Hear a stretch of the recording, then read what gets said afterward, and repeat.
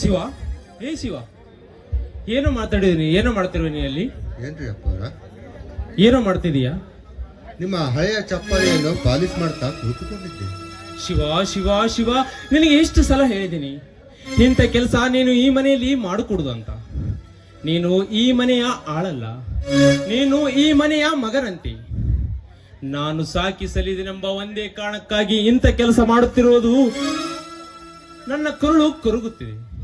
ಕರುಳಿನ ಸಂಬಂಧ ನಮ್ಮಿಬ್ಬರಲ್ಲಿರದಿದ್ದರೂ ಅದಕ್ಕಿಂತ ಹೆಚ್ಚಿನ ಪ್ರೀತಿ ವಿಶ್ವಾಸ ನಮ್ಮಿಬ್ಬರಲ್ಲಿ. ಹೀಗಿರುವಾಗ ಯಾವತ್ತು ಈ ಮನೆಯಲ್ಲಿ ಇಂಥ ಕೆಲಸ ಮಾಡಿಕೊಡುದು ಶಿವ?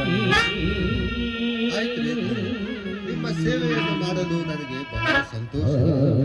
ಅದಕ್ಕಾಗಿಯೇ ನಾನು ಈ ಕೆಲಸವನ್ನು ಮಾಡುತ್ತಾ ಕುಳಿತುಕೊಂಡಿದ್ದೇನೆ. ಇನ್ನ ಮೇಲೆ ನೀವು ಹೇಳುವವರೆಗೂ ನಾ ಯಾವುದೇ ಕೆಲಸವನ್ನು ಮಾಡಲಾರೆ. ಇರ್ಲಿದ್ದಾನೆ, ನೀವು ಇನ್ಯಾಕೆ ಇವತ್ತು ಬಹಳ ಸಂತೋಷದಿಂದ ಇದ್ದೀರಾ? ಯಾವ ಸರೋಚಾರಕ್ಕಾಗಿ ಅಪ್ಪರ? ನಂತ ಸಂತೋಷದ ವಿಚಾರ ಆಮೇಲೆ ಹೇಳ್ತೀನಿ. ನಿನಗಾಗಿ ತಂದಿರುವ ಈ ಉಡುಪುಗಳನ್ನು ತೆಗೆದುಕೋ, ನೀವು ಚೆನ್ನಾಗಿದ್ದೀರ ಅಂತ ಹೇಳಬೇಕು ನೀನಂತೆ. ಅಪ್ಪವರ, ನೀವು ನನಗೆ ಏನೇ ತಂದರೂ ಅದು ಬಹಳ ಚೆನ್ನಾಗಿರುತ್ತದೆ. ನಿಮ್ಮ ಕೈಯಿಂದ ವಿಷ ಕೊಟ್ಟರೂ ಅದು ಅಮೃತವಾಗಿರುತ್ತದೆ. ನೀವು ಕೆಡುವುದನ್ನು ಬಯಸಲೆಂದು ನನಗೆ ತಿಳಿದಿದೆ. ಇರ್ಲಿ ಅಪ್ಪವರ, ಯಾವ ಸಂತೋಷಕ್ಕಾಗಿ ಬಟ್ಟೆಯನ್ನು ತಂದಿದ್ದೀರಿ? ಶಿವ, ಇನ್ನು ಒಂದು ವಾರದಲ್ಲಿ ನನ್ನ ಮದುವೆ ಶಿವ. ಅಪ್ಪವರ? ಹೌದು ಶಿವ, ಕೃಪಾ ಮಂದಿರದ ಕೃಷ್ಣನ ತಂಗಿಯಾದ ಕಾವೇರಿ ಜೊತೆ ನನ್ನ ಮದುವೆ ಜರುಗಲಿದೆ. ಇನ್ನು ಕೆಲವೇ ದಿನಗಳಲ್ಲಿ ಕಾವೇರಿ ನಮ್ಮ ಮನೆಯ ಗೃಹಲಕ್ಷ್ಮಿಯಾಗಿ ಪ್ರವೇಶಿಸುವಳು. ಅಂತ ಸೀತಾದೇವಿ ಅಂತ ಬಹಳ ಸಂಗಾತಿಯಾಗಿ ಬಂದು ನನ್ನ ಬದುಕಿನ ಬಂಡಿಯನ್ನು ನಡೆಸಿಕೊಂಡು ಹೋಗಲಿದ್ದಾಳೆ. ಹೀಗೆ ಸತಿ ಸಾವಿತ್ರಿಯಂತೆ ಬಂದು ನಮ್ಮಲ್ಲಿರುವ ಈ ಕಷ್ಟ ದುಃಖಗಳನ್ನು ಕೊಳೆದು ಹಾಕುಳು. ಅಂತ ಕಾವೇರಿನೇ ನಾ ಎಂದು ಕಂಡೆ. ಅಂತ ಸಂತೋಷದಿಂದ ನಿನ್ನ ಹತ್ರ ಈ ವಿಷಯ ಹೇಳಿ ಓಡೋಡಿ ಬಂದೆ ಶಿವ.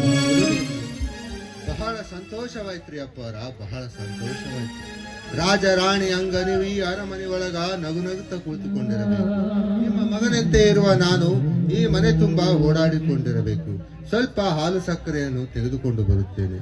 ಸಂತೋಷದಿಂದ ಕುಡಿದು ಪುಟ್ಟದಾದ ನನಗೊಂದು ಆಶೀರ್ವಾದ ಮಾಡಬೇಕು. ಇಂಥ ಕನಸು ಕಂಡವನು ನಾನು. ಆ ಕನಸು ನನಸಾಗಲೆಂದು ಆ ದೇವರಲ್ಲಿ ಬೇಡಿಕೊಳ್ಳುತ್ತೇನೆ ಅಪ್ಪರ. ಶಿವ, ಪರರಿಗೆ ಒಳ್ಳೆಯದು ಬಯಸುವ ಈ ನಿನ್ನ ನಿಜ ಗುಣ ನಿಜಕ್ಕೂ ದೊಡ್ಡದು. ಈ ಮನೆಗೆ ಬರುವ ಹೆಣ್ಣು ಯಾರಾದರೇನು ಪುಣ್ಯ ಮಾಡಿರಬೇಕು. ಒಂದು ವೇಳೆ ಅನ್ಯರನ್ನು ಅರಿತುಕೊಳ್ಳಲಾಗದೆ ತನ್ನ ಗರ್ವ ಗುಣದಿಂದ ಈ ಮನೆಯಲ್ಲಿ ಬಾಳಿದರೆ ಈ ಮನೆ ಅವಳ ಪಾಲಿಗೆ ಮುಳ್ಳಾಗುವುದು.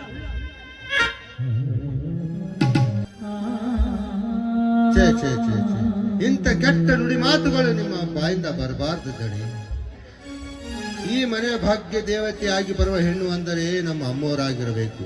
ನಿಮ್ಮ ಒಬ್ಬರನ್ನು ಮಾತ್ರ ಮಾನ ಮರ್ಯಾದೆ ಸಂತೋಷದಿಂದ ಇಟ್ಟರೆ ಸಾಕು. ಅದೇ ನನಗೆ ಸಂತೋಷವನ್ನು ತಿಳಿದುಕೊಳ್ಳುತ್ತೇನೆ. ಶಿವ, ಇಲ್ಲ, ಇದನ್ನು ನಾನು ಒಪ್ಪಲಾರೆ. ಹುಂಡವನ ಸಂತೋಷ ಕಂಡು ಹಸಿದ ಹೊಟ್ಟೆ ಎಂದು ಸಂತೋಷಿಸಲಾರದು. ದುಡಿಯದಿರುವ ಗಂಡನಿಗೆ ತನ್ನ ಹೆಂಡತಿ ಎಂದು ಗೌರವಿಸುವುದಿಲ್ಲ. ನೀರಿಲ್ಲದ ಬಾಯಿಯ ಮುಂದೆ ಒಂದು ನಾಯಿ ಸಹ ನಿಲ್ಲದು. ಹೀಗಿರುವಾಗ ಈ ಮನೆಯಲ್ಲಿ ನನಗೆ ಸಿಗುವ ಪ್ರೀತಿ ವಿಶ್ವಾಸ ಗೌರವ ಒಂದು ವೇಳೆ ನಿನಗೆ ಸಿಗದಿದ್ದರೆ ಈ ಮನೆಯಲ್ಲಿ ನೀನಿರಲು ಮನಸ್ಸು ಮಾಡುವೆಯಾ? ಮನಸ್ಸು ಮಾಡಬೇಕ್ರಿ ಅಪ್ಪವರ, ಮನಸ್ಸು ಮಾಡಬೇಕು. ಕೂಸು ಬಿಟ್ಟ ಹೊಲಸು ಮಾಡಿದ ತಪ್ಪಿಗೆ ಹಡೆದವುನ ಬಡಿಬಾರದ್ರಿ. ಬೆಕ್ಕ ಹಾಲು ಕುಡಿತೈತೆ ಅಂತ ತಿಳಿದು ಹಸಿವಿನ ಕೆಚ್ಚಲನ್ನು ಕತ್ತರಿಸಬಾರದು. ಕುರಿಯ ತಲೆಯನ್ನು ಕತ್ತರಿಸುವ ಕಟಗನನ್ನು ಬಂದಾಗ ತಿಳಿದು ಕುರುಬನನ್ನು ಸಾಯಿಸಿ ಬಡಿಬಾರದ್ರಿ. ಅದರಂಗ ಈ ಮನೆಗೆ ಯಾರು ಬಂದು ಹೋಗ್ಲಿ ನನಗೆ ಸಂತೋಷ ಸಿಗಲಿದೆ. ಹಡೆದ ತಂದೆ ತಾಯಿಗಿಂತ ಜೋಪಾನವಾಗಿ ನೋಡಿಕೊಂಡಿದ್ದೇನೆ. ನಾನು ಯಾಕೆ ಬಿಟ್ಟೋಗ್ಬೇಕು? ಬದುಕಿದ್ದರೆ ನಾ ನಿಮ್ಮ ಪಾದದಡಿಯಲ್ಲೇ ಬದುಕಿರುವೆನು, ಸತ್ತರೆ ನಾ ನಿಮ್ಮ ಪಾದದಡಿಯಲ್ಲೇ ಸಾಯ್ತಿರುವೆ. ನನ್ನ ಮೇಲೆ ಇಷ್ಟು ಪ್ರೀತಿ ವಿಶ್ವಾಸ ಗೌರವ ಇಟ್ಟಿದೆ ಅಂದ ಮೇಲೆ ಈ ಮನೆಗೆ ಬರುವ ಹೆಣ್ಣು ಯಾರಾದರೇನು ತಿಳಿದುಕೊಳ್ಳುವ ಜಾಣನಾಗಿದೆಯಲ್ಲ, ಅಷ್ಟೇ ಸಾಕು ಶಿವ. ಅಪ್ಪವರ, ಈ ಜನ್ಮದಲ್ಲಿ ನನ್ನ ನೀವು ಸಾಕಿದ ಮಗನಂತಾಗಿ ನೋಡಿಕೊಂಡಿದ್ದೀರಾ. ಅದು ನನಗೆ ಬಹಳ ಸಂತೋಷವಿದೆ. ಮುಂದಿನ ಜನ್ಮದಲ್ಲಿಯೂ ಕೂಡ ನಾನು ನಿಮ್ಮ ಮಗನಂತೆಯಾಗಿ ಹುಟ್ಟಬೇಕೆಂದು ಆ ದೇವರಲ್ಲಿ ಬೇಡಿಕೊಳ್ಳುತ್ತೇನೆ ಅಪ್ಪರ, ದೇವರಲ್ಲಿ ಬೇಡಿಕೊಳ್ಳುತ್ತೇನೆ.